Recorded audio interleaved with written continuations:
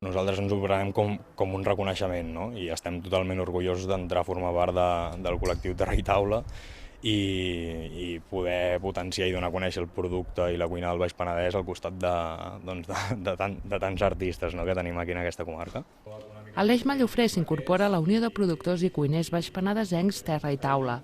Fill d'una família de pagesos, fa 2 anys que després d'estudiar geologia va decidir engegar el cultiu ecològic de llegums. Diu que amb el cigró de Calcamat vol omplir un buit productiu al territori, però també és una filosofia de vida. D'anar a fer un producte de qualitat, d'anar a fer un producte respectant l'entorn, fem cigró ecològic, no volem afegir productes químics de síntesi de laboratori a l'ambient, volem respectar-lo.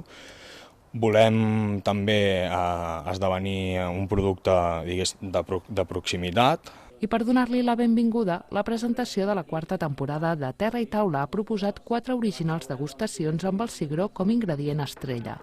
Plats com aquests que la quarantena d'assistents ha maridat amb vins del col·lectiu. La vetllada als cellers Augustus ha estat també el primer acte del nou padrí de la família de xefs i productors.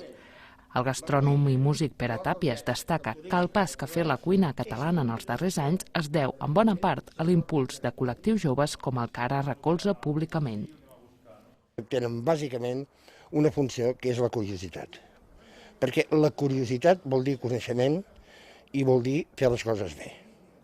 I vol dir al mateix temps que llavors tot això optimitza el que tu fas, després convoca a gent que està d'acord més o menys amb el que tu estàs fent, i tot això fa que el territori tingui una força i tingui una personalitat.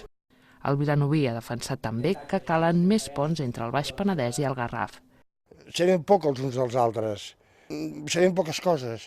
Jo crec que s'haurien de promocionar més, s'haurien de fer més trobades, s'haurien de fer tastos, no sé com fer-ho, no sé com dir-ho, no? Però necessitem conèixer-nos una mica més cadascú que fa. Terra i Taula ha anunciat també la baixa del calçot del Montmell entre els aliments del col·lectiu. Encara que Jaume Soler continua vinculat a l'associació, ha deixat de cultivar el producte amb què ha aconseguit nombrosos premis, perquè no surt a compte, diu, una producció molt laboriosa que no podia repercutir en el preu final de venda.